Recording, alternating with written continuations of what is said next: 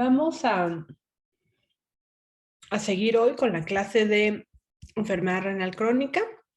Hasta el momento, ¿hay alguna duda de lo que hayamos visto?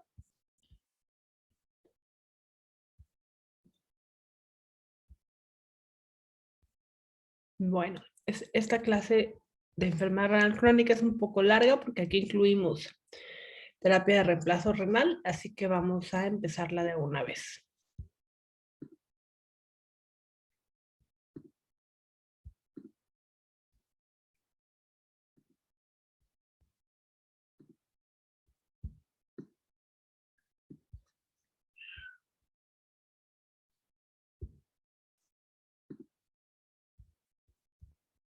Nada más antes de empezar, ¿alguna novedad? ¿Algún cadete que esté en la escuela? Grupo A. Buenos días, doctora. Buenos Tercera días. sin novedad. Ok, Buen día, doctora. Tercero B sin novedad. ok, muy bien, buen día. Buenos días, doctora. Tercero C, hasta el momento sin novedad, y a partir de hoy el cadete Guzmán Villanueva ya se incorpora a las clases. Ok, bien. Buenos días, doctora. Tercero D, igual sin novedad. Muy bien, gracias.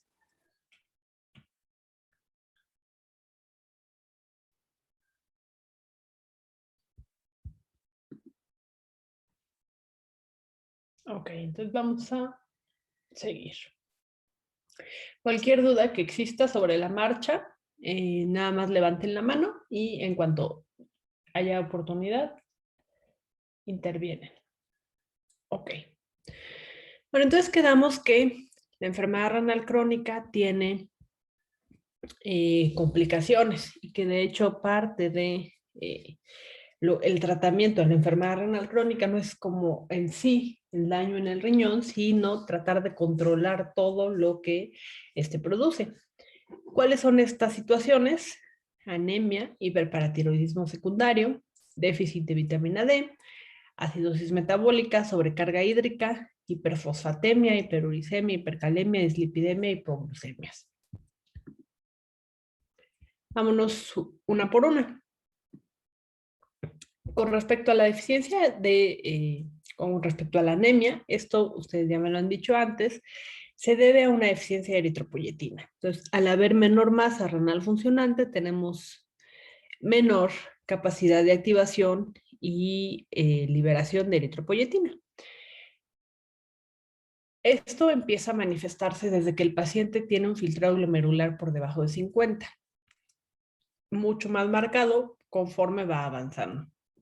Al principio son anemias asintomáticas y con el tiempo va empezando a generar deterioro funcional, hipertrofia ventrículo izquierdo, insuficiencia cardíaca y muerte, y el paciente empieza a manifestarse con disnea, con cansancio. ¿Quién sabe qué tipo de anemia? O bueno, a ver, vamos pasando la lista. Esa vez vamos a empezar por el grupo A. Al revés. Eric Tirado, ¿andas por ahí?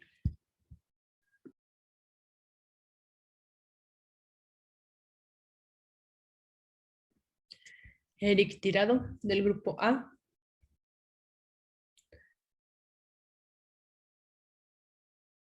Stephanie Suárez.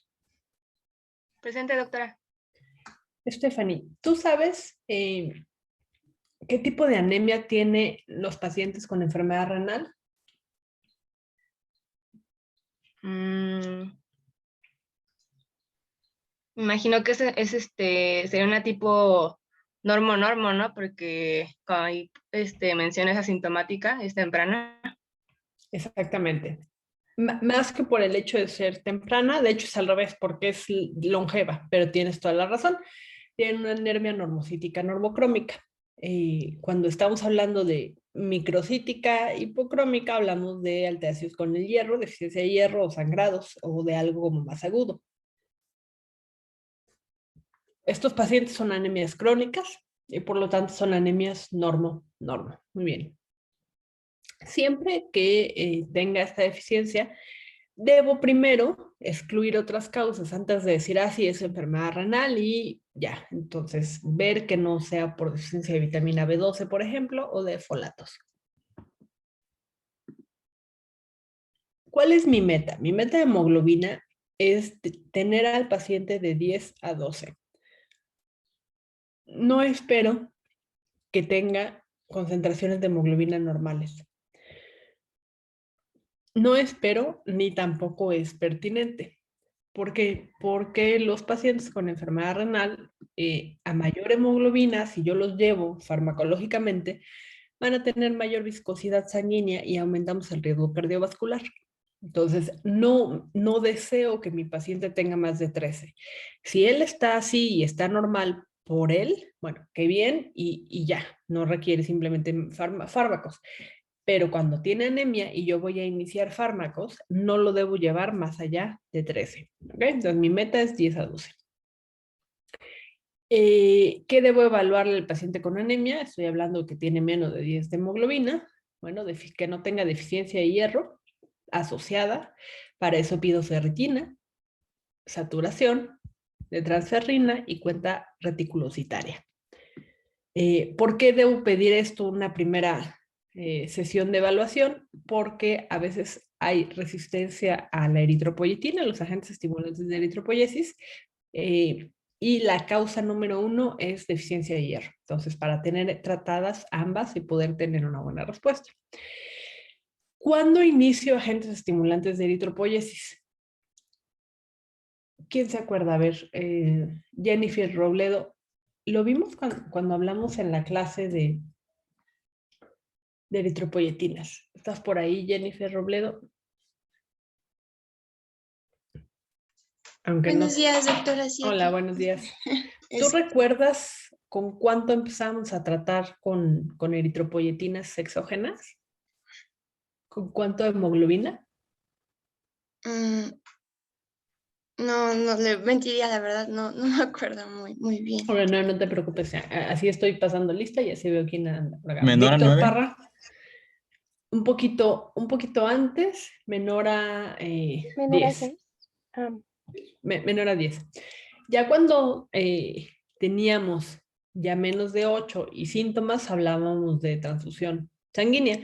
Pero para iniciar esto, las guías dicen que con que tengamos una hemoglobina menor de 10, lo vamos a iniciar. ¿Qué podemos iniciar? Existen diferentes contenidos, eritropoyetina alfa, beta, darbepoyetina, diferentes. Ninguno es como mejor que otro, simplemente se diferencian en cómo lo das. Hay uno que tienes que dar diario, otro que das semanal, otro que das mensual, algunos que refieren mejor respuesta. Entonces, un paciente con anemia se debe a deficiencia de eritropoyetina. Cuando está por debajo de 10 de hemoglobina, inicio agentes estimulantes de eritropoyesis y debo siempre descartar que no tenga deficiencia de hierro porque es una causa de resistencia para los medicamentos. Luego, segunda alteración, hiperparatiroidismo secundario. ¿Qué pasa con estos pacientes? Bueno, primero la baja función renal me va a generar retención de fósforo. Y también una baja función renal va a generar una disminución de la síntesis de la forma de la vitamina D activa, que es la 1,25 de hidroxivitamina D, porque tengo menor cantidad también de enzima modificante. Entonces voy a empezar a bajar el calcio. Entonces tengo retención de fósforo, eso genera una señal también y disminuyo mi síntesis de vitamina D activa. Al generar eso disminuyo la cantidad de calcio. Y cuando tengo menos calcio en la sangre, mi sensor de retroalimentación va a hacer que mi hormona paratiroidea aumente. Y al aumentar mi hormona paratiroidea, también aumentó la proliferación de las células paratiroideas. Las células paratiroideas se encuentran, tenemos 4, se encuentran justamente al lado de la tiroides. Entonces aquí tenemos estas 4 glándulas paratiroideas. Entonces lo que va a empezar a pasar es que al querer tener más paratormona,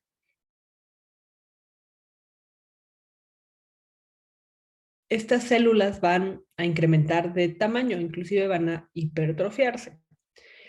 Y con el tiempo, aunque yo no tenga alteraciones con el calcio, voy a tener constantemente incrementada la actividad de la paratormona porque estas células, en términos de tejido glandular, ya creció.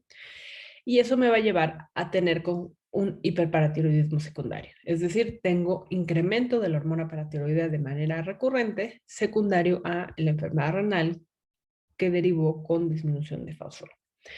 También esta retención de fósforo que ocurre en etapas tempranas de la enfermedad renal, todo puede empezarse a ver a partir de un filtrado menor de 50, entre menos, más el cuadro. Y esto va a generar también hiperplasia paratiroidea, que me lleva a hiperparatiroidismo secundario.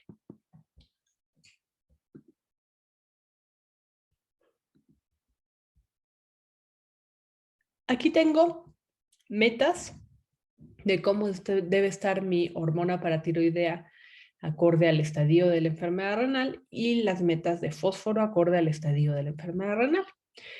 Es decir, a partir del estadio 3 puedo empezar a ver alteraciones, que es sobre todo en el 3B, pero bueno, a partir del estadio 3. Entonces, ¿cómo debe estar mi hormona paratiroidea? De 35 a 70, que es casi lo normal. En mi estadio 4, de 70 a 110. Y en mi estadio 5, de 150 a 300. O sea, todavía tengo un margen de normalidad esperando que estos cambios se produzcan por la enfermedad renal. Cuando esta está por arriba de 300, ya voy a empezar a tener problemas. Entonces, tendría que tratarlo. Entonces, ¿cómo puedo hacer que se disminuya la hormona paratiroidea? Bueno, con un análogo de vitamina D.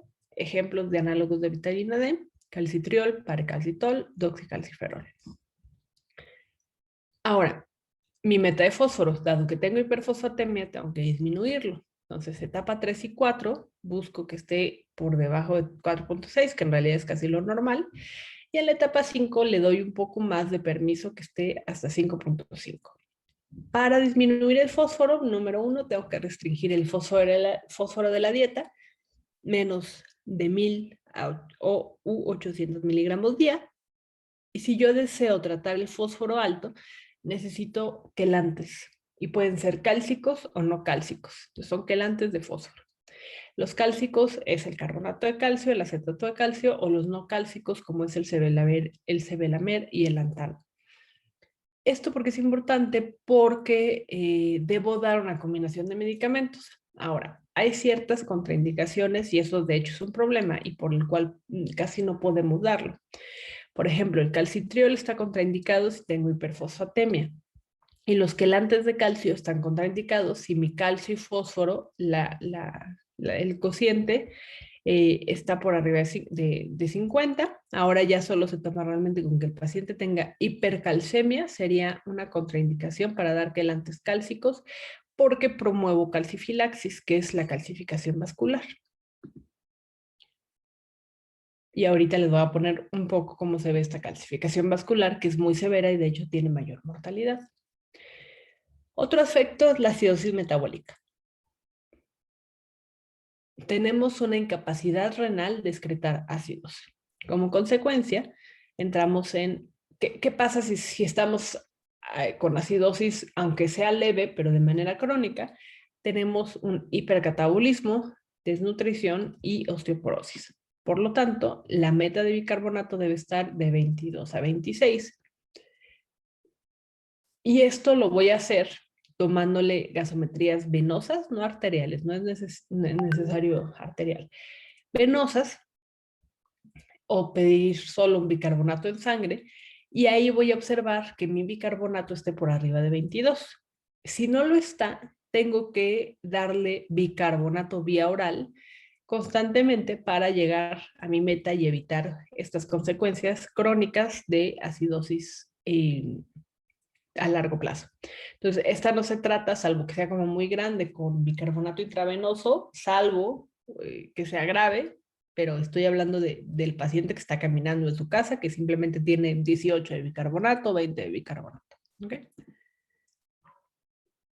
Este citrato de sodio oral y este bicarbonato de sodio oral son medicamentos que se preparan en farmacias especializadas tipo París y estas cosas, y la dosis es de 1 gramo. Se empieza con 1 gramo al día y se sube hasta 3 gramos al día. Otro fenómeno importante es la sobrecarga hídrica. Tenemos una incapacidad renal para excretar agua y sodio en estos pacientes, por lo cual van a generar edemas, y no simplemente es el edema de miembros inferiores, sino anasarca, ascitis, falla cardíaca. Entonces, ¿qué tenemos que hacer? Restringir el sodio a menos de 2 gramos día. Se podría corroborar que esté comiendo menos de 2 gramos de sodio al día si midiéramos su excreción de sodio urinario. Y si tiene menos de 100 miliequivalentes día, el paciente está siguiendo su régimen de menos de 2 gramos de sodio al día. Si tiene más,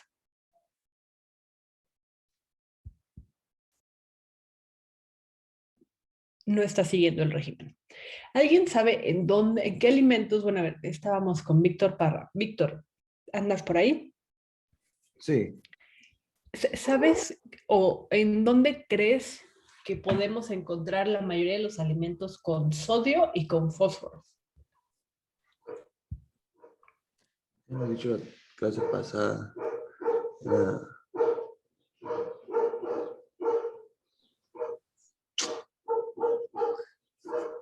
En el tomate. no me acuerdo cuál dijimos en la clase pasada, pero Los no productos acuerdo. enlatados. ¿Cómo, Josué? En los productos enlatados. O embutidos. Exactamente. Productos enlatados. Exactamente. Entonces, los embutidos Los tienen mucho embutidos. sodio. Exacto, los embutidos tienen muchísimo sodio, pero todos los enlatados, como parte de conservadores, utilizan cuestiones fosforadas. Entonces, si yo quiero disminuirle a un paciente el sodio y el fósforo, le tengo que prohibir los enlatados, le tengo que solicitar que no coma embutidos. ¿Y dónde más? ¿Dónde más se les ocurriría? Aquí donde soy yo, doctora, venden una carne de pescado que para conservarla le echen machín sodio, carne de merlo. Ah, le claro. dicen. Claro, exacto. Esa- Ese tipo, esa- o por ejemplo la carne esa- esa- seca, todo eso también tiene mucho sodio. Y un alimento que en realidad es bastante bueno, que no pensaríamos que tenemos como muchos problemas. A ver, Rubén Orlaineta, perdón, anda por ahí. Sí, doctora, buenos días. Buenos días. Es un alimento saludable, pero que tiene mucho fósforo y en general se le prohíben a los pacientes con enfermedad renal o un grupo. ¿Productos lácteos podría ser? No, los lácteos vamos bien. ¿Podría ser el atún, doctora? Enlatado, pero en realidad yo me refiero a un alimento natural que se cocina, un grano.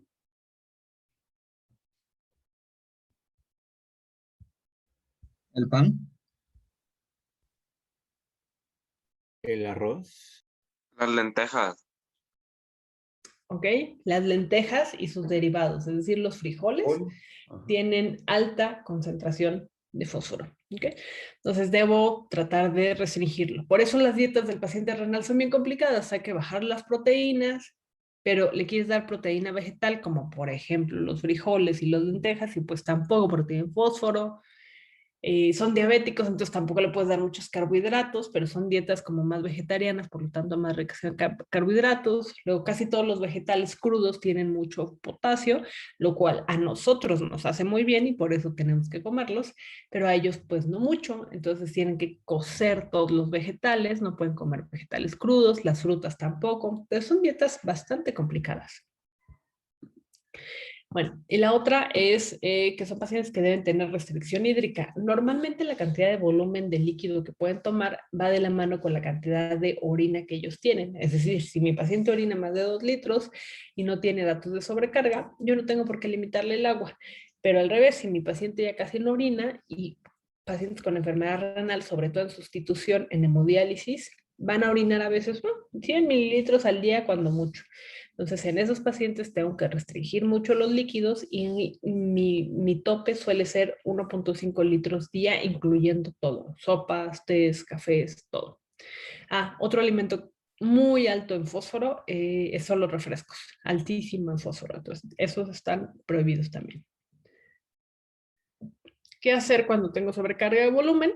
Evaluar dar diurético. Recuerden que preferimos diuréticos de ASA y que las tiazidas, cuando tienen un filtrado menor de 30, ya no son de utilidad. Doctora, una pregunta. ¿Son Dime. mejores los de ASA que los ahorradores de potasio? Para manejo de volumen, sí. Los ahorradores de potasio son muy útiles, por ejemplo, para el manejo de hipertensiones resistentes. O si quisiera como un paciente con insuficiencia cardíaca, que los ahorradores de potasio, bueno, el grupo de los espironolactona y todos ellos, son como buenos para la cuestión cardíaca. Entonces, en un paciente con insuficiencia cardíaca quizás me sea útil ese. Pero si solo quiero control de volumen, diurético de ASA es lo mejor. Sí, gracias, doctora. Luego, ¿qué hacer con el potasio alto? El potasio alto es un problema y hay situaciones en donde no son urgencias, es decir, no son los 8 de potasio, no son los 7 de potasio que tengo que manejar de manera intrahospitalaria para evitar problemas cardíacos. No, simplemente son potasios altos, ligeramente altos, no sé, está en 6, está en 5,5, pero así está siempre, no tiene trastornos en la conducción cardíaca, no tiene trastornos de ningún otro tipo. ¿Qué hago? Bueno, debo evaluar cuando es de forma aguda, bajarlo relativamente rápido, y para eso, cuando veamos potasio, vamos a enfocarnos un poco más en los fármacos, pero digamos aquí, tratamiento sería gluconato de calcio, que es un estabilizador de membrana, insulina más glucosa, que esta combinación se le llama solución polarizante, es la que mejor logra movilizar potasio de la célula.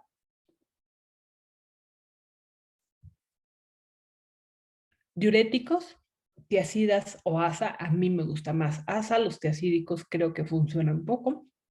Para el potasio, diálisis, evidentemente ya como recurso último, salbutamol, pero el salbutamol no me sirve que lo dé inhalado, el peso molecular del salbutamol inhalado no sirve, tiene que ser micronebulizado. Patiromer o ciclosicato de circonio, que son resinas de intercambio intestinal. Cuando es crónica, que es el caso de estos pacientes, diuréticos de manera persistente, cayixalato, patiramer o circonio, que son a nivel intestinal y son tomados. Entonces puede tomar diario un poco de esto.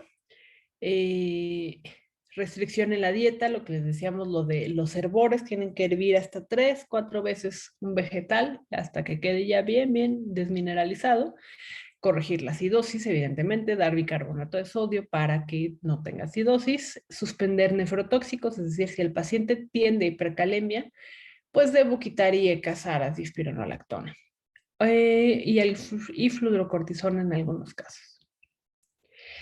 ¿Qué es esto de la calcifilaxis? Que decíamos, cuando tenemos mucho calcio y mucho fósforo, evitar dar ciertos medicamentos porque producen calcifilaxis. Es arteriolopatía urémica calcificante. Se va generando una calcificación de los tejidos blandos y de todas las arteriolas pequeñas en la piel. Esto genera úlceras, isquemia tisular y tenemos una mortalidad alta, cerca del 80%. ¿Qué factores de riesgo tengo para esto? Hiperfosfatemia, obesidad, el sexo femenino, uso de warfarina o hipoalbuminemia. Aquí tienen un ejemplo de una radiografía de la mano. Sigrid López, ¿estás por ahí?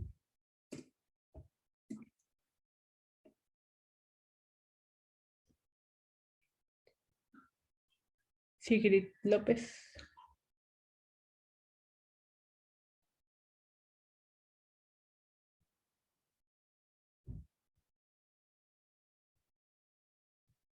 Y eso que tengo en la lista ya casi a todos. Ok. Oscar, ¿andas por ahí, Oscar Ceja?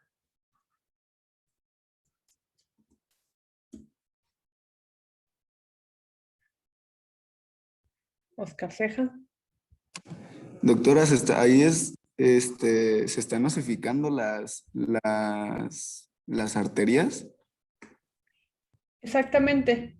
Eso es lo que se observa. Entonces, al lado de los huesitos se ven los vasos sanguíneos. Normalmente no se deben ver mucho o no se deben ver los vasos sanguíneos. Entonces aquí se ven perfecto. Les marco con la flecha la silueta. Tenemos calcificación. ¿Okay? Y otra cosa es que los huesitos, si se fijan al centro, se ven como muy transparentes. Esto también habla de cierto grado severo de descalcificación. Yo no puedo decir con una radiografía que el paciente tiene osteoporosis, pero altamente probable. ¿Ok? Bien.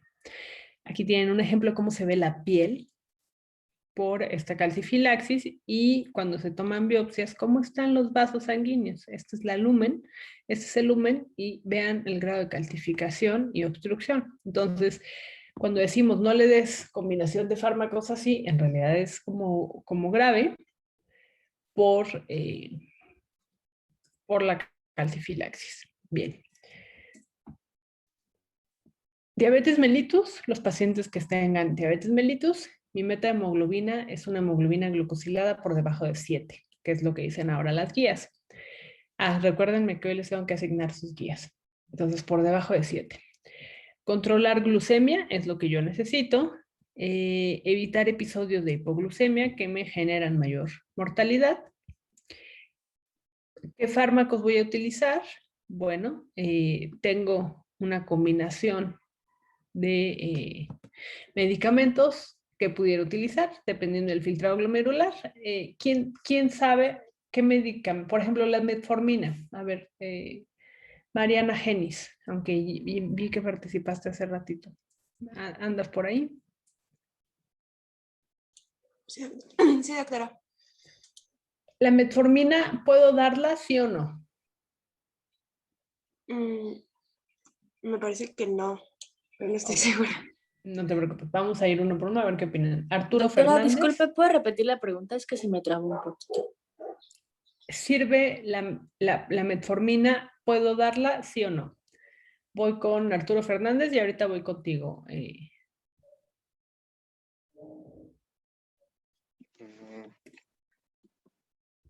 Pues en teoría, pues sí, para bajar los niveles de la Ok. glucemia. Hay un sí y hay un no. Josué Cortés, que también lo vi hace ratito con participación. ¿Se puede o no se puede? Yo considero que sí, igual para resolver ese problema de la glucemia. Sí, doctora. Sí, habría más problema con las sulfonilureas, ¿no, doctora? Que son las que pueden causar hipoglucemias graves. Pero sí está Ok. contraindicada, ¿no? La metformina cuando hay enfermedad renal crónica. Ok. Sí, Es que a ver, tiene Bruno. excreción renal, ¿no? Cuando Ok. es más grave, ¿no? Nomás. ¿Es nefrotóxico? Ok. Entonces, las opiniones generalizadas son, podría utilizarlo, pero genera daño renal y está contraindicado.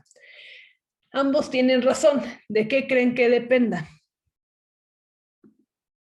¿De la ¿Del tasa de estadio? filtración? La tasa de filtración glomerular.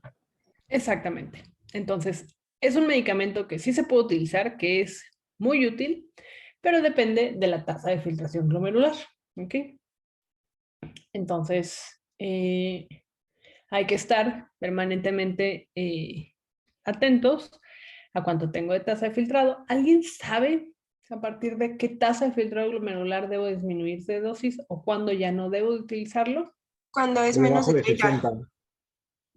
Ok, menos de 30 ya no se usa y menos de 45 se disminuye la dosis. Ángel, Ángel Cornejo, ¿tú sabes por qué se recomienda no utilizarlo? Tu respuesta puede ser no, no sé. No.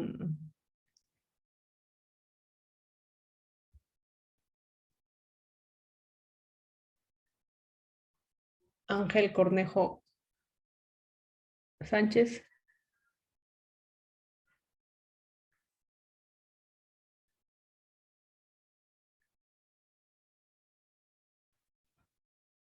Tampoco están. Vamos a tener que pasar lista un poco más seguido. Daniela, Chiñas. La verdad, no, doctora. Ok, está bien. Carla Doctora. Castillo, dime, Sería por la acidosis. ¿qué tipo de acidosis?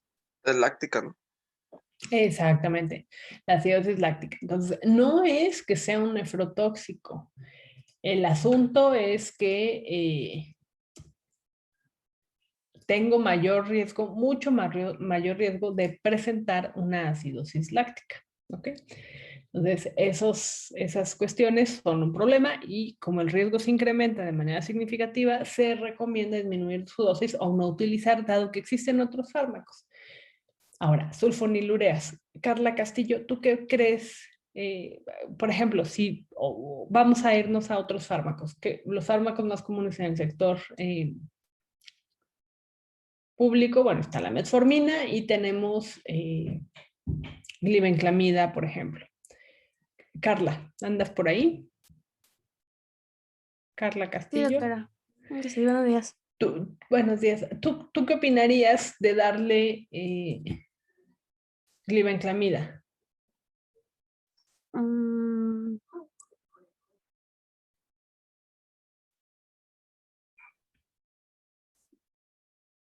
Sí, no, también necesito ajustar dosis. ¿Cuál es el riesgo? Porque la Pues metformina no genera hipoglucemia. Eso es, o sea, no es un hipoglucemiante, pero la glibenclamida sí, la pioglitazona también.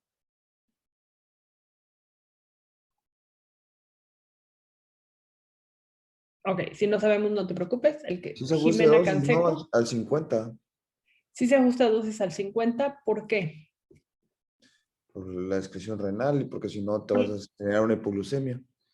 Exactamente. Esa es la causa, ¿no? Y además quedamos, muy al principio hablamos de que el riñón tiene funciones de gluconeogénesis, glucogenólisis. Entonces, estas funciones se van perdiendo y por lo tanto, al perderse, tengo mayor riesgo también de generar hipoglucemias. Entonces, ¿han escuchado ese estado de autocontrol en los pacientes renales con respecto a la diabetes mellitus? ¿Qué significa eso de autocontrol? A ver, Jimena Canseco. Vamos a aprovechar para pasar lista. Jimena Canseco Martínez. Presente. Aquí estoy. Bien. ¿Tú sabes qué es eso de autocontrol? O sea, en las notas médicas se pone paciente, diabetes mellitus de 25 años de evolución, enfermedad renal crónica en diálisis y la diabetes se encuentra en autocontrol.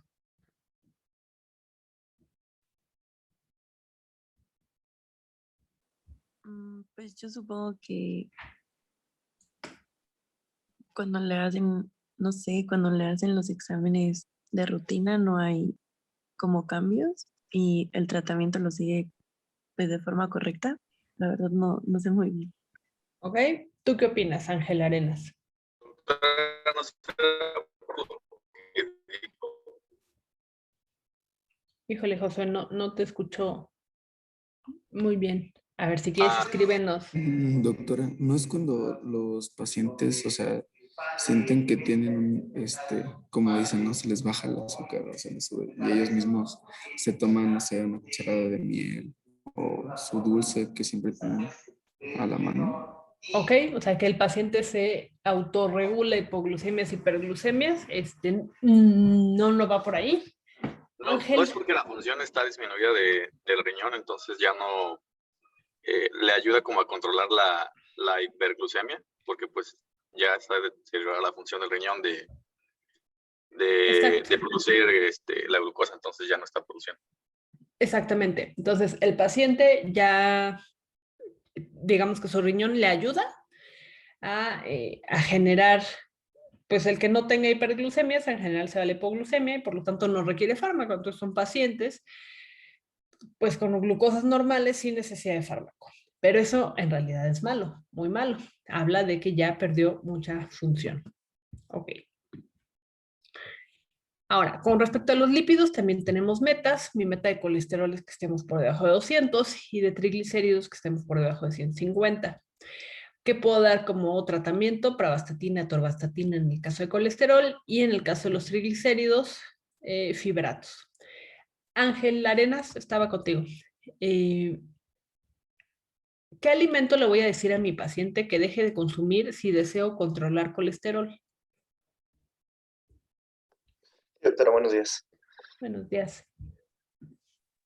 Pues primeramente todos los alimentos ricos en grasas. Ok, muy bien, grasas. Hasta ahí nos quedamos. Entonces, colesterol, grasas. Jonathan Alcázar.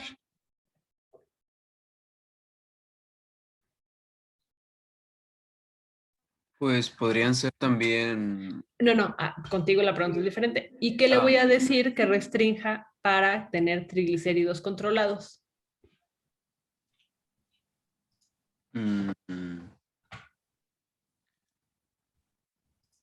pues, ¿Carbohidratos, doctora? El pan. Exactamente. La carnita asada. Carbohidratos. Eso es algo que los pacientes tienen en confusión. Creen que colesterol y triglicéridos altos deriva permanentemente de grasas, de cosas fritas, pero no, solo el colesterol. Para los triglicéridos van de la mano con el metabolismo de la glucosa, tiene que ver con todos los carbohidratos. Es decir, pueden no comer nada de grasa, pero comer muchas tortillas y por eso tener hipertrigliceridemia. Dentro de muchos otros factores, ¿no? Pero bueno, entonces estas son las restricciones que ustedes tendrán que plantear en la dieta. ¿Cómo voy a llevar una dieta de un paciente con enfermedad renal crónica? Bueno, debo disminuir la ingesta de proteínas. Recordemos que toda la parte de la excreción neta de ácidos y todo lo que vimos muy al principio de la asignatura, las proteínas son aminoácidos, por lo tanto, eventualmente va a llegar a ser urea y creatinina. Entonces, necesito disminuir la ingesta proteica porque no lo pueden excretar como normalmente. Recuerden que el riñón tiene menor filtrado que lo habitual. Y esta se disminuye a 0.71 gramos para disminuir la presión intraglomerular y las demandas metabólicas. Entonces, hay quienes dicen ya que los bajes hasta 0.5 gramos kilo día. Digamos que las guías aún dicen de 0.7 hasta 1 gramo kilo día. Al revés, cuando ya esté en diálisis, a este paciente le voy a tener que dar 1.2 a 1.5 gramos kilo día de proteínas, se incrementa. Restricción calórica en caso necesario, pero hay que tener cuidado, no debo llevarlos a la desnutrición. De por sí la enfermedad renal crónica los va a desnutrir, van a perder masa muscular, entonces tengo que cuidarlos. Marcadores de nutrición son albúmina, prealbúmina y productos de nitrógeno. ¿Okay? Debo hacer ajuste de antibióticos, esta es una lista de medicamentos que no requieren ajuste. Casi todo requiere ajuste, no tienen que aprenderlos en realidad, lo que tienen que hacer es saber que si tienen un paciente con un filtrado menor de 50, cada que le den un fármaco van a tener que buscar si el fármaco se ajusta o no, y si se ajusta, cómo se ajusta. Los ajustes pueden ser por disminución de dosis o incremento de días. Les voy a dar un ejemplo, la levotiroxina, le voy a dar la dosis, pero en lugar de cada 24 horas, cada 48 horas. La enoxaparina, lo voy a dar en dosis, pero cada 48 horas. Ahora, ciprofloxacino, ese sí voy a disminuir el 50%, entonces en lugar de darle 1 gramo, solamente le voy a dar 500 miligramos. ¿Okay? Entonces, esos son medicamentos de uso cotidiano, como la ceftriaxona, metronidazol, clindamicina, que no requieren ajuste, van a dar la dosis normal. Evitar ciertos nefrotóxicos. ¿Cuáles serían como nefrotóxicos? El medio de contraste, tanto para una tomografía yodado como para una resonancia, el gadolínio va a producir cierto daño renal. Aminoglucósidos, yo creo que no van a ver casi nunca a un nefrólogo que dé aminoglucósidos, es fatal para el riñón, entonces no lo damos. Hay alternativas mejores y menos dañinas. AINES, las sulfonilureas y la metformina, entonces lo que decíamos, sulfonilureas hay que tener cuidado por la hipoglucemia y la metformina, cuidado por la acidosis láctica. ¿Okay? Ya hoy en día existen muchos medicamentos que son de mucha más utilidad para la diabetes, como son los inhibidores del SGLT2 o los GLP-1. Entonces ya se ha visto inclusive que esos tienen cierto grado de protección cardíaca y renal y hay algunos que ya están estudiados en pacientes con un bajo filtrado glomerular, no todos. Bien.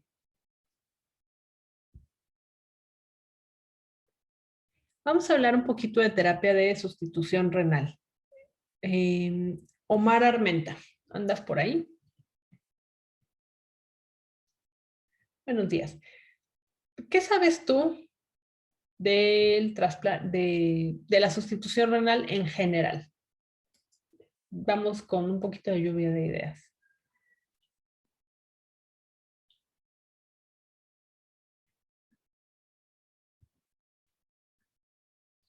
Ok, muy bien.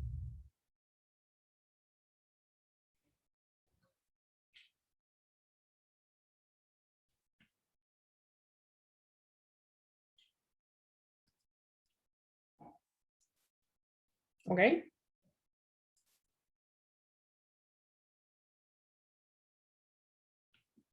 Ok, muy bien. Es un buen acercamiento. Bien. Jesús Baltázar. ¿Qué tal? Buenos días, acá andamos. Buenos días. ¿Algo que tú desees agregar o que tú sepas de las terapias de reemplazo renal? Pues que, pues como ya dijo Armenta, ¿no? Etapa 5K, digo, y de que estos pacientes ya tienen evidentemente un estadio avanzado de la enfermedad, ¿no? Y de que ya los demás tratamientos que se pudieron dar antes ya no van a ser efectivos y que dentro de estos yo creo que pues el trasplante renal ya sería el más radical, pero también sería el más efectivo en cierta manera, ¿no? Exactamente. De hecho, esa iba a ser una de las preguntas. Esa es como una pregunta tipo NARM que dice, ¿cuál es el método de sustitución renal que reduce la mortalidad cardiovascular? Y es precisamente el trasplante renal. Es el que se acerca a la normalidad más estimada y por lo tanto reduzco el hiperparatiroidismo sin necesidad de fármaco, reduzco el hiperparatiroidismo, reduzco la anemia sin necesidad de fármaco, reduzco el riesgo cardiovascular sin necesidad de fármaco. Entonces, tengo control de volumen sin necesidad de fármaco, entonces es el que asemeja más al paciente. Hoy en día lo que tenemos que promover es el trasplante. La diálisis peritoneal y la hemodiálisis son, como ya bien lo dijeron, posibilidades de sustitución que tienen sus complicaciones, porque todas tienen sus complicaciones. Yo no diría que una es mejor o peor, vamos a hablar ahorita a detalle de estas, simplemente tienen sus pros y sus contras, ¿ok? Entonces vamos a ver un poquito de estas terapias de sustitución. Estos serían criterios no urgentes de diálisis. Maricielo Castillo. Sí, doctor. Dime un criterio urgente de diálisis, uno solo.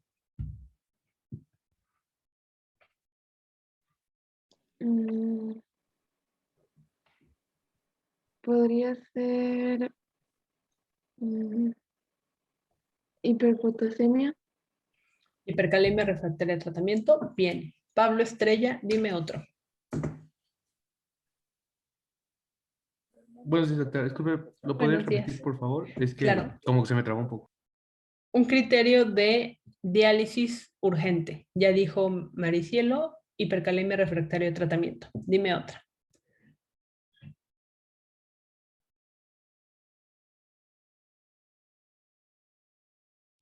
No sé, podría ir a una crisis, no, ya sea a lo mejor una crisis hipertensiva o una hipo o hiperglucemia. Crisis hipertensiva podría ser por sobrecarga de volumen. Dime, Oscar. Es una hipertensión refractaria. Una hipertensión refractaria podría ser, pero ya estamos hablando como de edema agudo pulmonar. Bien. Adolfo Figueroa, dime otra. Pues presencia de falla renal. ¿A qué te refieres con falla renal? Pues a una acidosis metabólica. Ok, Pero acidosis metabólica. Ok, acidosis metabólica, refractaria de tratamiento. Bien. Igual podría ser una hiponatremia, doctor. Para dializar, no. Ahí tendría que hacer otras situaciones. Elías Gutiérrez, otra ¿Algún causa. tipo de intoxicación? Intoxicaciones, sí, tienes toda la razón. Entonces ya me dijeron hipercalemia refractaria de tratamiento, acidosis refractaria de tratamiento, descontrol tensional refractaria de tratamiento, intoxicaciones. José Elijara, ¿alguna otra? Buen día, doctora. Buen día. ¿Podría ser una elevación de los azoados? Elevación de los En este azoados, caso, perfectamente. ¿Sabes tú, tienes en mente como qué cantidad de BUN me piden o de urea para decir es una urgencia? Eso no lo hemos visto, pero ¿tienes tú en la mente? No, doctora, la verdad no. Ok, no pasa nada. Miriam Medina.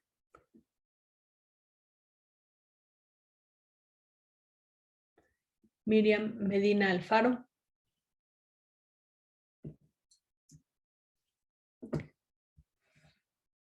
Al final, a todos estos que les he preguntado, voy a volver a pasar lista, ¿ok? De los que no están. Aislinn Medina. Sí, doctora. La verdad de la cantidad de no tengo idea. Ok, ahí les da. Urgentes, ya dijeron la mayoría. Hipercalemia refractaria a tratamiento. Acidosis metabólica refractaria a tratamiento. Todas estas siempre son preguntas de NARM inclusive, y de examen profesional. Datos de sobrecarga pero central, edema agudo pulmonar. Concentraciones de azoados con el BUN mayor de 100, que equivale a una urea mayor de 214, o cualquier alteración sistémica producida por azoados. ¿Qué es esto? Encefalopatía urémica, pericarditis urémica, neumonitis urémica, discrasia sanguínea. Recuerden que la urea genera disfunción plaquetaria, entonces sangran. Ascitis, edema agudo pulmonar. ¿Okay? Entonces, todas esas condiciones clínicas más graves son urgencias. Aquí les estoy poniendo criterios de un paciente que debe dializarse, pero que no es una urgencia. ¿Qué significa? Yo lo puedo ver en la consulta y decirle, señor, usted ya se tiene que dializar y hay que programar su ingreso para colocación de un acceso y empezarlo a dializar. Puedo tardarme una semana, 2 semanas, pero no lo tengo que mandar a urgencias en ese momento. ¿Ok? ¿Cuáles son estos criterios? Que tenga, ya lo dijeron ustedes, un estadio 5. Si nos vamos como muy exactos, un filtrado glomerular menor de 10 en la población general y para los pacientes diabéticos menor de 15. La mayoría de nuestros pacientes son diabéticos, entonces en cuanto estemos menor de 15 ya es la recomendación. Pero, por ejemplo, cuando llevé la clínica de prediálisis, los pacientes muchas veces no se quieren dializar y les das este lapso de 10 a 15 como para prepararlos, es decir, extiendes un poco tu prediálisis, pero ya por debajo de 10, ese riñón ya no es funcional para la vida, entonces ya tienes que actuar con mayor severidad. El que esté muy desnutrido sería un criterio para iniciar diálisis, a veces antes del filtrado de 15, si está perdiendo, por ejemplo, muchas proteínas, muchas proteínas por la orina y está muy desnutrido, la desnutrición lo va a matar antes, entonces si llego a tener hemodiálisis, por ejemplo, podría generar que esta pérdida de proteínas se anule, acabándome la función renal residual, lo cual tampoco es muy bueno, pero evitaría la desnutrición. Anemia refractaria a hierro y eritropoyetina, hiperfosfatemia, acidosis crónica refractaria a tratamiento, un BUN mayor de 100 con ciertos síntomas de uremia y síntomas leves. ¿Cuál sería un síntoma leve de uremia? Abraham Méndez. Sí, doctora. Dime un síntoma leve de uremia. Leve. O sea, algo que puedes ver en la consulta, decir, esto es uremia, pero vámonos con calma. O sea, hablando de, por ejemplo, parámetros medibles como la excreción de urea o clínicamente. O clínicamente. La fatiga en un paciente no está muy relacionado. Fatiga, ese es un síntoma de uremia. Fatiga. Sonia Moreno, dime otro. Podría ser temblor. Temblor, también es un dato de uremia, bien.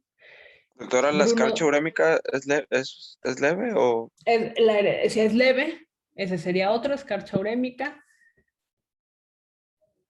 A ver, Oscar. En caso cuando son los niños, doctora, hay disminución del crecimiento.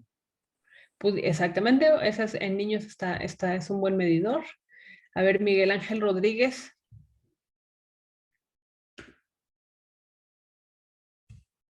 Miguel Ángel Rodríguez Martínez. Podría ser también anomalías en... No escuché, anomalías en... el... No, sigo sin escuchar. A ver, Oscar, ¿qué otra? Sabor metálico también, ¿no, Anorexia, doctora? náuseas. Anorexia, náuseas, el sabor prurito metálico. también es muy común. Prurito, exactamente. Entonces, todos esos son síntomas de uremia, que el paciente no reconoce como uremia, pero que ustedes en la consulta lo pueden ver y decir, esto es uremia. Ok, no tengo que correr, no tengo que mandarle urgencias, porque no es una encefalopatía urémica, pero el paciente está urémico. El paciente está urémico y ya hay que hacer algo al respecto, porque recuerden que entre más lo dejemos urémico en un entorno con inflamación celular persistente, pues va a tener peor pronóstico. ¿Ok? Bien. Y una caída progresiva y rápida del filtrado glomerular. Recordemos que lo normal es una caída de 1 mililitro por año, pero en estos pacientes estamos hablando de una caída de 10 o más por año, lo cual me debe hacer pensar, decir, bueno, si ahorita tiene 25, hace 6 meses tenía 35, en la siguiente consulta muy probablemente tenga 15, y si lo veo y tiene 15, le tengo que decir, ¿sabe qué? Usted ya en un año se fue, y su riñón no nos va a dar tiempo, porque probablemente la causa sea otra, no solamente diabetes mellitus. Ok, pues vamos a hablar un poco de la diálisis peritoneal. Berta Teutli, ¿andas por ahí? Sí, doctora. ¿Qué es la diálisis peritoneal?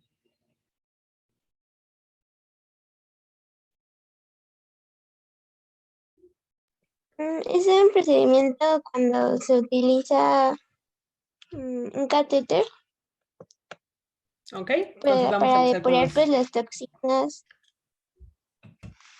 Ok, entonces utilizas el abdomen, un catéter y depuración de toxinas. Bien, eso va en la definición. Laura Torres. Sí, doctora. ¿Qué es mi membrana? ¿Cuál sería mi filtro en la diálisis peritoneal?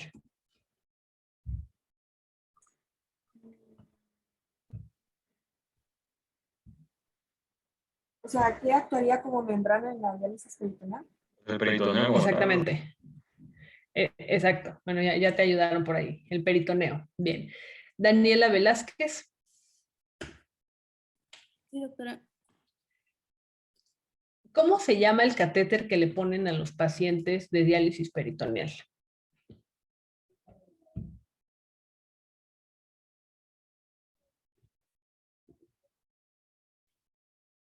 Puedes decir, no sé, es válido. ¿Se llama Baxter, doctora? ¿Algo así? El Terekhoff, algo así, ¿no? Algo así.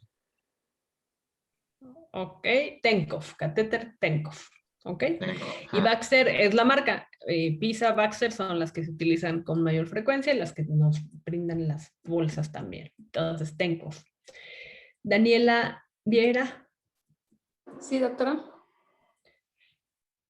Yo me tengo que dializar peritoneal todos los días, todas las noches, un día sí, un día no. Puedo hacerlo una vez a la semana. En casa, en el hospital.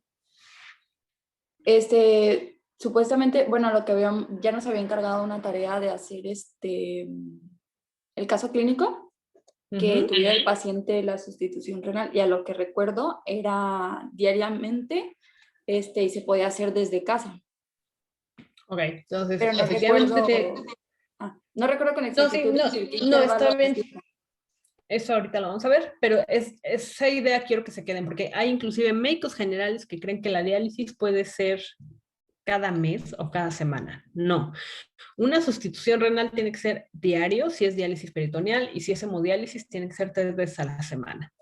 Que hagamos alteraciones o modificaciones, muchas veces tiene que ver por las condiciones del país que no permiten que el paciente se pueda dializar en casa, entonces se va a dializar pues cada 15 días, pero eso no está ni siquiera descrito en la literatura. ¿Ok? Bueno.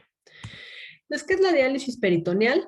Es un procedimiento en el que se utiliza una membrana peritoneal, que es nuestro peritoneo, una solución dializante y un catéter. Entonces necesito esta combinación de 3 con el objetivo de depurar toxinas, electrolitos y depresión de volumen en pacientes que tienen enfermedad renal crónica terminal de pues, múltiples etiologías. Mi filtro es mi peritoneo, entonces necesito que este peritoneo, bueno, les platico que este peritoneo tiene endotelio capilar, tejido intersticial, capa de células mesoteliales y un sistema linfático. Llega aquí bastante flujo sanguíneo de 90 a 120 mililitros minuto y tiene una superficie corporal amplia. Si extendiéramos el peritoneo es enorme, entonces gracias a él voy a poder mover solutos. Esta membrana, este peritoneo, tiene 3 poros, poros pequeños, poros grandes y poros ultra pequeños. Aquí tienen el tamaño de cada uno de los poros, que me va a permitir que, por ejemplo, el poro ultra pequeño pase el agua, el poro pequeño pasa creatinina y urea, y el poro grande pasa proteínas. Por eso cuando tengo un paciente con desnutrición, la diálisis peritoneal no es opción de tratamiento porque me va a hacer perder proteínas. Por eso los pacientes se desnutren también. Les estoy sacando proteínas por la diálisis. Ese es como un gran contra. Y no puedo regularlo. El peritoneo es grande y pues así va a funcionar. Entonces, eso es un punto de una contraindicación para la diálisis. Pero contraindicación relativa. Sería la desnutrición y ahí es mejor la hemodiálisis en donde tengo un filtro en donde solamente tengo paso de partículas menores. El principio es remover el exceso de agua mediante ósmosis o presión hidrostática y esto se le llama ultrafiltración, o remover el exceso de desechos como creatinina, fósforo, ácido úrico, urea. Esto lo hace mediante difusión y convección y a eso se le llama depuración. Entonces, todo método de sustitución renal, hemodiálisis o diálisis, va a generar 2 fenómenos. Va a depurar, que es depurar toxinas, solutos, y va a ultrafiltrar, que es sacar agua, en ambos. Y mi medición de cuánto estoy sacando de agua le voy a poner así. Entonces, si se fijan, cuando vimos parte de la historia clínica era ultrafiltración. ¿Cuánto está ultrafiltrando? Es decir, ¿cuánto pierdo de agua? Doctora. Dime, Isabel. Disculpe, tengo una duda. Dime. Respecto a lo que mencionaba ahorita de los poros, entonces no podría suceder el caso de que a un paciente que esté sano, o sea, que sí esté bien nutrido, le vayamos a provocar una desnutrición por porque como menciona usted, le vamos a estar quitando proteínas, ¿no? Por medio de la diálisis. Sí. De hecho, sí ocurre. Todo paciente en diálisis se va a desnutrir, por lo tanto, las dietas tienen que ser hiperproteicas. O sea, cuando ya entran a diálisis, en lugar de restricción de 0.5 gramos de proteínas, me voy hasta 1.2, 1.5. Y ahí también son dietas bien difíciles, porque les tienes que decir, bueno, se va a comer tantos claros de huevo, se va a comer tantos gramos de pollo, es muchísimo. Entonces tampoco lo hacen y caen en desnutrición en muchas ocasiones. Disculpe, doctora. Dime, Manuel. ¿Y al aumentar la ingesta de proteína, no también le vamos a aumentar la urea? No, porque ya estás dializándolo. Eso sería un problema si no lo estuviéramos dializando, pero ya lo estás dializando. ¿Mediante qué procesos físicos voy a llevar a cabo la diálisis? Estos de acá. Ósmosis, difusión, convección y ultrafiltración. Vamos a hablar un poquito de ellos. La ósmosis es el movimiento del agua a través de una membrana semipermeable en contra de un gradiente de concentración. Entonces pasa de un lado a otro. Esto lo vieron un poco en fisio. Difusión, el paso de partículas a través de una membrana semipermeable a favor de un gradiente de concentración. Aquí tenemos el otro ejemplo. ¿Qué va a afectar la difusión? Mi gradiente de concentración, mi peso molecular, el peso molecular del soluto y las características de la membrana. Entonces, gradiente de concentración tendrá que ver con diferencia de concentración de los solutos entre los lados de la membrana. La diferencia máxima al principio y disminuye con el tiempo. Entonces, ¿cómo lo modifico yo? Como médico, utilizando una solución con mayor o menor concentración para generar mayor o menor gradiente de concentración. Entonces, las bolsas de diálisis, ¿alguien sabe qué da el gradiente de concentración de una bolsa de diálisis? ¿Qué soluto es el que va a generar esto? Es la glucosa, ¿no, doctora? Exactamente, es la glucosa. Entonces, tengo de 1.5, de 2.5 o de 4.25. Y eso es precisamente la concentración de glucosa. Entonces, ese es mi soluto que va a determinar mi gradiente de concentración. Quiero sacar más agua, pues le pongo más concentración. Quiero que se vaya normal, le pongo menos concentración. ¿Ok? Entonces, ahí es un primer factor en donde ustedes pueden ir como jugando con la prescripción. 2, el peso molecular del soluto. Y 3, las características de la membrana. Por eso, cuando tengo una peritonitis, esta característica de la membrana se altera, o cuando tengo irritación química de largo tiempo de diálisis o de antibióticos mal administrados, tengo modificación de la difusión. Entonces puede ser un paciente que yo estoy dializando, pero que nomás no va a ultrafiltrar y no da a depurar. ¿Por qué? Por característica de la membrana, en donde ya se alteró por una infección. El siguiente fenómeno es la convección. Es un fenómeno de arrastre pasivo de solutos a través de la membrana por el movimiento del agua. Entonces, aquí utilizamos, gracias a la ultrafiltración, movimiento de solutos. Esto también ocurre en la hemodiálisis. Se produce por los poros grandes, pequeños, depende del coeficiente de permeabilidad para cada soluto. Y la ultrafiltración, el movimiento del agua con arrastre de partículas pequeñas, en donde utilizamos difusión y convección. La ultrafiltración, para determinar, ¿qué determina esta? Es la presión peritoneal transmembrana, la permeabilidad de la membrana peritoneal, mi área de superficie, mi flujo sanguíneo peritoneal, tiempo de estancia y linfáticos peritoneales. Entonces ya hablamos, uno, de la concentración, las bolsas. 2, tiempo de estancia. Entonces el tiempo de estancia también va a determinar la ultrafiltración. Y la capacidad también de movimiento de solutos. Entonces de ahí que la diálisis se ajusta dependiendo del tiempo, volumen y concentración de la bolsa. ¿Ok? Entonces son ya algunos parámetros que ustedes pueden notar. Tiempo de estancia, tiempo de recambios, concentración de la bolsa de diálisis, son algunos ejemplos. Y volumen de líquido infundido. Entonces, con esos 4 yo los voy a modificar y voy a poder generar mayor o menor ultrafiltración, mayor o menor depuración de solutos. Lo ideal, y esto lo van a ver en pues, en muy pocos sitios, es que al paciente no le demos una prescripción estándar, sino hagamos una cosa que se llama prueba de equilibrio peritoneal. Este peritoneo, como acaban de ver, tiene sus características propias y necesito ver qué tipo de transporte es mi peritoneo. Cada uno de nosotros va a tener un peritoneo diferente. La prescripción estándar que ustedes ven es para el promedio del transporte, promedio alto, promedio bajo, que es en donde se encuentra el 90% de la población. Pero ¿qué pasaría si es alto o es bajo?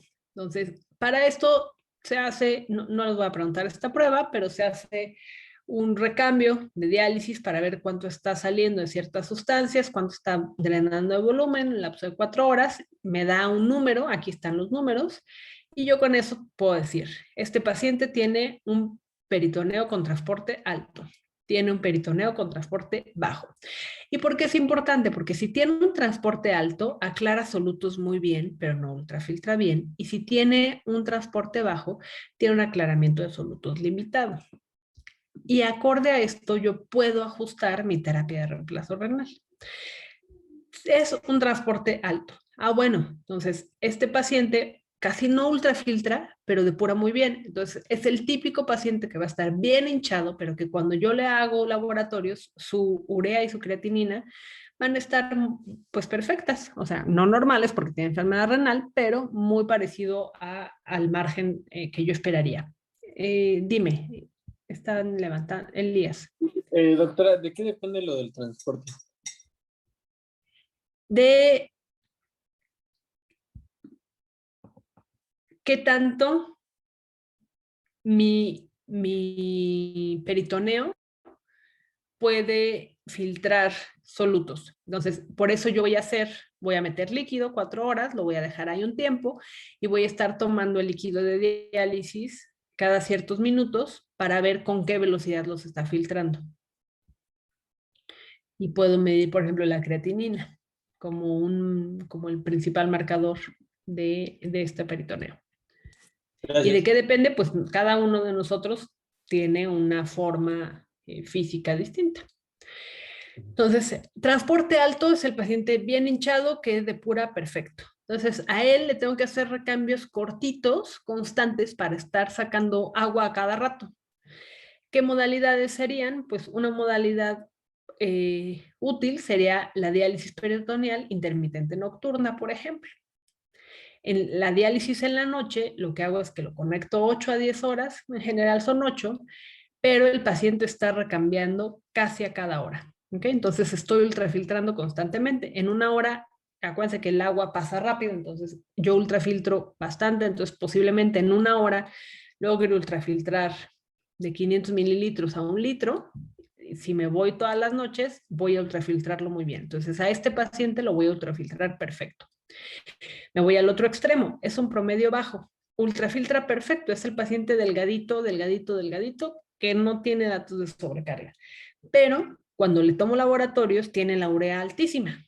Entonces, desafortunadamente, este paciente no es candidato a diálisis peritoneal y lo tengo que pasar a hemodiálisis. El promedio alto y el promedio bajo, que es donde se encuentra la mayor cantidad de la población, pues puede ser diálisis estándar, que es esta que ustedes conocen de diálisis manual, de cada 4 horas, cada 6 horas, de estancia en cavidad, 2 litros. Este paciente tiene como un buen equilibrio entre ambas. Entonces, ¿de qué me habla? Que si yo quiero ultrafiltrar, tengo que dializar relativamente rápido para sacar más volumen, pero si yo quiero depurar, necesito más tiempo de estancia en cavidad. A veces pasa que llega un paciente de urgencias que tiene 500 de urea, pero que no tiene nada de sobrecarga, y nosotros dejamos, ¿sabe qué? Lo va a dializar cada 4 horas. El médico que nos interconsulta se enoja, pero no, ¿cómo cada 4 horas? Déjelo cada hora, mire, tiene 500 de urea. La respuesta es, sí, precisamente, si yo solamente le meto el líquido y lo saco en 1 hora, no voy a movilizar solutos, solo voy a movilizar agua. Necesito más tiempo de estancia en cavidad para movilizar solutos, ¿ok? Lo único que yo sacaría rápido sería potasio y agua. Entonces, de ahí que la prescripción de la diálisis tiene un poco más de ciencia que solo dialízalo cada 4 horas, ponle líquido y sácale líquido, ¿ok? Aquí tenemos la composición de los líquidos. Dime, Abraham. Doctora, yo nos quería preguntar que, por ejemplo, usted dice que, o sea, que no cualquiera está como que capacitado para realizar esta cuestión de la diálisis. Mi pregunta es, ¿un médico general puede prescribir esta cuestión de la diálisis o tiene que ser nefrólogo? Yo creo que la primera vez que se pone el catéter y se empieza la diálisis, sí debe ser como muy de la mano del nefrólogo. Bueno, a ver, respondiendo así tal cual. El paciente con diálisis tiene que ser visto acorde a las guías por un nefrólogo, 100%. Todo paciente en diálisis, hemodiálisis o trasplante tiene que llevar su seguimiento por el nefrólogo. La realidad en este país es que ustedes van a tener que ajustar las diálisis. Entonces sí tendrían que tener al menos un concepto básico de qué pueden hacer o no hacer. Pero si respondemos a la teoría, ustedes no, sino el nefrólogo. ¿Ok? La composición del líquido aquí lo tienen, que es lo de la glucosa, 1.5, 2.5, 4.25, también conocido como la bolsa amarilla, que es la de 1.5, la verde, que es la de 2.5, y la roja, que es la de 4.25. Los pacientes así es como se aprenden qué tipo de solución tienen. Si se fijan, el resto de los solutos está igual. El sodio, el cloro, el lactato, el magnesio, el calcio, todo lo demás es lo mismo. Lo que cambia es la glucosa, que es la que nos va a generar precisamente la modificación del gradiente de concentración. Entonces, ¿cómo selecciono el modo de diálisis? Una tiene que ver con el paciente, su estilo de vida, su deseo de autonomía e independencia. No es lo mismo si trabaja que si está en casa, si tiene un cuidador, si no tiene un cuidador, factores familiares, sociales, geográficos.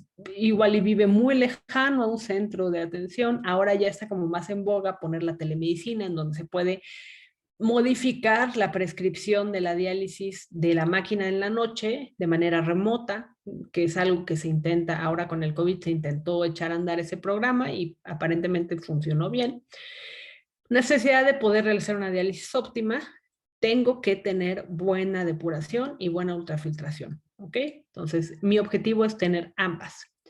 Dos conceptos importantes, el transporte peritoneal, el tipo de transportador, que ya lo vimos, alto, promedio, bajo, bajo, y la persistencia de la función renal residual, que tanto orina mi paciente le va a dar mayor o menor mortalidad.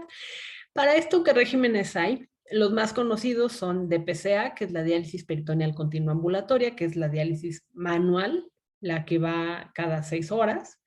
La DPA es la diálisis peritoneal automatizada, que es en la noche, y esta tiene sus variantes, ¿no? Diálisis peritoneal intermitente automatizada, diálisis peritoneal diurna, diálisis peritoneal nocturna. Existe también esta diálisis de DPI, que es la diálisis peritoneal intermitente, que es manual, que es aquella en la que el paciente se hospitaliza por tiempo corto, se dializa unos días y se va a casa, diálisis peritoneal intermitente, o cuando tienes a un paciente como con cierta recuperación y deseas ver su función renal, lo puedes hacer de manera intermitente para evaluar si se va a quedar de manera permanente o no. ¿Okay? Otras, la diálisis en marea, que son subir concentraciones durante la noche, o continua cíclica, que es la automatizada también. Entonces, ustedes quédense con 3 términos. DPCA, que es diálisis peritoneal continua ambulatoria, que es la manual. DPA, que es diálisis peritoneal automatizada, que es la máquina en la noche. O DPI, que es diálisis peritoneal intermitente, que es a ratos. ¿Ok? Entonces, por favor, ustedes quédense con esas 3 términos. Manual, DPCA, automatizada, DPA, y en hospital, DPI. Recordemos que esta DPI no está descrita como un tratamiento a largo plazo. ¿Ok? DPCA, entonces ya lo vieron, manual es la bolsa de diálisis, entra al peritoneo, permanece en peritoneo y sale. Aquí tiene toda la conexión, pero cuando el paciente está sin toda esta bolsa, el catéter ni se ve, ustedes podrían ni siquiera darse cuenta salvo que lo revisen. Es como lo utilizamos siempre al inicio de las prescripciones, para que se acostumbre al peritoneo, luego hacemos la prueba de equilibrio peritoneal y se evalúa si se cambia, pero así tenemos que empezar. Esta solución tiene 2 litros, que es lo que normalmente le metemos de líquido al paciente, pero debe ir ajustado acorde a superficie corporal. Si el paciente tiene menos de 1,70, son 2 litros, 1,70, 1,85 serían 2 litros y medio, o más de 1,85, 3 litros. La prescripción estándar son 2 litros, salvo cuando nosotros vemos que el paciente requiere un poco más, ya subimos el volumen. Ventajas e inconvenientes de la diálisis: es de fácil aprendizaje, tiempos de permanencia largos que favorecen que movamos bien las moléculas medianas y grandes, nos ayuda a mantener la función renal residual, es decir, que siga orinando porque no generamos momentos de isquemia renal, a diferencia de la hemodiálisis. Es una técnica que no me sirve mucho para un transportador bajo, eso sería como un inconveniente. Mayor número de conexiones favorece la peritonitis, entonces es la principal complicación de la diálisis peritoneal, la peritonitis.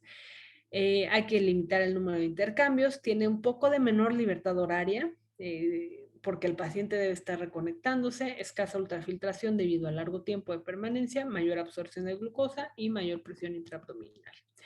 El otro método, la DPA, que es la de la máquina, existen estas variaciones, pero quédense con la idea general, DPA.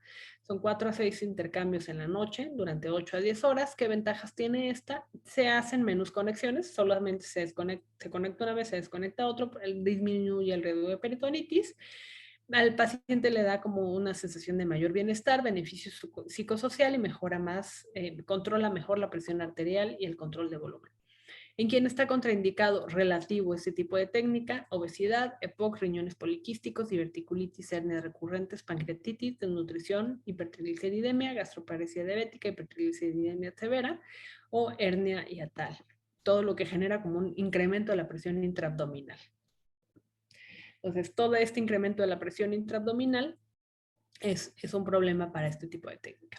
Contraindicaciones absolutas para la diálisis en general, médicas, que sea una cavidad abdominal no útil para diálisis peritoneal, con una fístula peritoneopleural, con adherencias abdominales múltiples.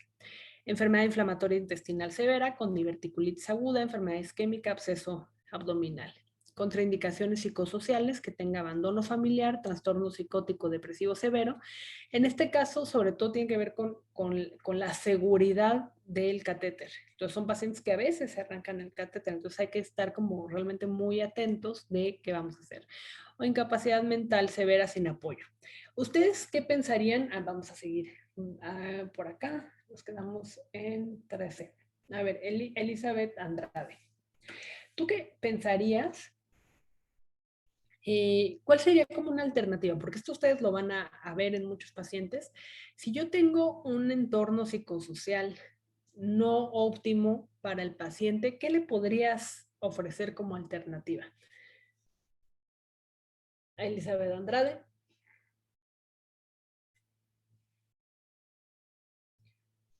La que sigue es Laura Camacho. Sí, doctora, buenos días. Buenos Pues días. yo ¿Qué pensaría se te en una ocurre? hemodiálisis que fuera al hospital, porque realmente pues cuando lo hacen en casa, sea una DPCA o una DPA, pues tienen que estar totalmente conscientes porque muchas veces ellos lo hacen. Entonces, si Ok. no está bien psicológicamente, pues una hemodiálisis que vaya al hospital. Ok, esa es una muy buena alternativa, que vaya al hospital y que se hemodialice 2-3 veces a la semana. Fernanda Cruz, otra alternativa. Imagínate que ahí en donde estás no hay hemodiálisis cercana y tendría que recorrer el paciente 1 hora para llegar o más a una hemodiálisis. ¿Qué otras alternativas le podrías ofrecer? Pues no sé si podría ser adjunto a la terapia médica, una terapia psicológica también. Digamos que el problema es abandono familiar.